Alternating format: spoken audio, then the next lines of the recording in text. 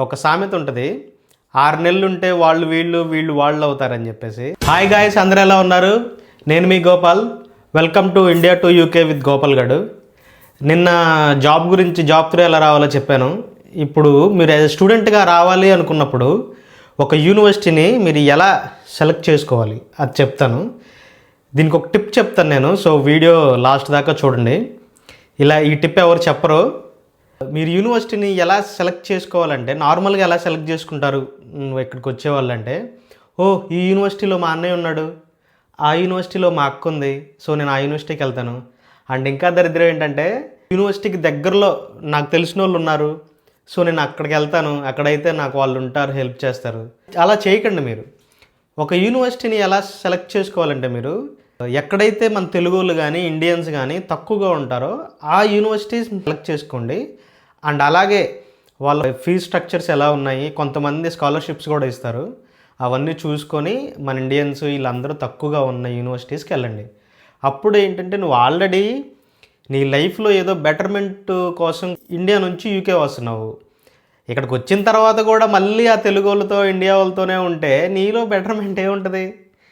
నీకు ఆ బెటర్మెంట్ కావాలంటే ఇక్కడ వాళ్ళతో ఉండాలి. ఇక్కడ వాళ్ళు ఎలా ఉంటారు, వాళ్ళ బిహేవియర్స్ ఎలా ఉంటాయి, ఇక్కడ సిచ్యువేషన్స్ ఎలా ఉంటాయి, వీటన్నిటికి వీళ్ళతో ట్రావెల్ అయితే అవన్నీ మీకు ఆటోమేటిక్గా తెలుస్తాయి.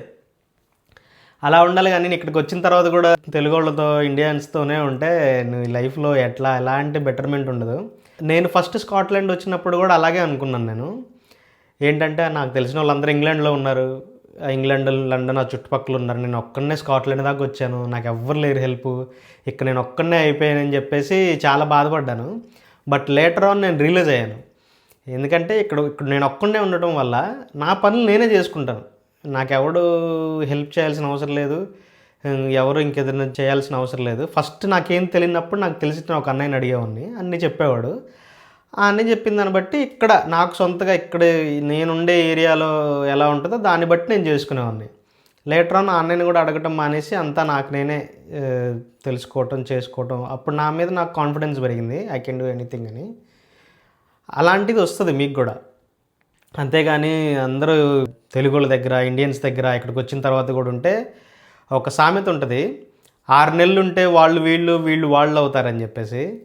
సో నువ్వు ఇండియా నుంచి యూకేకి వచ్చిన తర్వాత కూడా ఇక్కడ వాళ్ళతోనే ఉన్నావు అనుకో, నువ్వు ఇండియన్వే, ఇండియన్ ఆ థింగ్సే ఉంటాయి తప్ప నీకు కొత్త కంట్రీలో ఏం నేర్చుకోవాలి, ఏం చేయాలని ఏం ఉండదు.